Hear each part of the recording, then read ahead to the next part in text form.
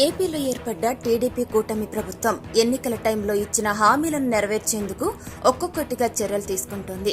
ఈ నేపథ్యంలోనే ఇటీవల సీఎం చంద్రబాబు బాధ్యతల స్వీకరణ సమయంలో డిఎస్సి నోటిఫికేషన్ పై తొలి సంతకం చేయగా, అలాగే ల్యాండ్ టైటిల్ యాక్ట్ మరియు పలు ప్రధాన అంశాలపై సైతం సీఎం సంతకాలు చేశారు. ఆ టైంలో ప్రకటిస్తారనుకున్న మహిళలకు ఉచిత బస్సు ప్రయాణ ప్రకటన వెల్లడి కాలేదు. ఇక ఈ దశలోనే ఏపీలోని మహిళలకు తాజాగా ప్రభుత్వం శుభవార్త తెలిపింది. టీడీపీ కూటమి ఎన్నికల సమయంలో మహిళలకు ఫ్రీ బస్ పథకాన్ని అమలు చేస్తామని హామీ ఇచ్చింది. అయితే ఈ పథకం అమలు ఎప్పటి నుంచి అంటూ వైసీపీ సైతం విమర్శలకు పూనుకుంది.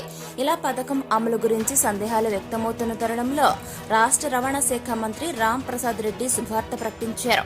మంత్రి మాట్లాడుతూ, తమ కూటమి ప్రభుత్వం ఎన్నికల టైంలో ఇచ్చిన ప్రతి ఒక్క హామీని కూడా నెరవేరుస్తుందన్నారు. కాగా మరొక నెల రోజుల్లో మహిళలకు రాష్ట్ర వ్యాప్తంగా ఆర్టీసీ బస్సుల్లో ఉచిత ప్రయాణ సౌకర్యం కల్పిస్తామని మంత్రి తెలియజేశారు. ఇప్పటికే సీఎం చంద్రబాబు నాయుడు ఆదేశాలతో కసరత్తు ప్రారంభించడం జరిగిందన్నారు. అన్ని మార్గదర్శకాలు త్వరలోనే తెలియచేయడం జరుగుతుందన్నారు. వైసీపీ ప్రభుత్వ హయాంలో ఒక్క కొత్త బస్సు కూడా కొనుగోలు చేయని దుస్థితి ఉందని, ఆర్టీసీ మనుగడ కాపాడేందుకు గాను తన వంతు కృషి చేస్తానన్నారు. అయితే ఇప్పటి వరకు మహిళలకు ఉచిత ప్రయాణ సౌకర్యం గురించి ఎటువంటి ప్రకటన రాలేదని, ఎదురుచూపులు చూసే మహిళలకు మంత్రి రాంప్రసాద్ రెడ్డి ప్రకటన వరమనే చెప్పవచ్చు.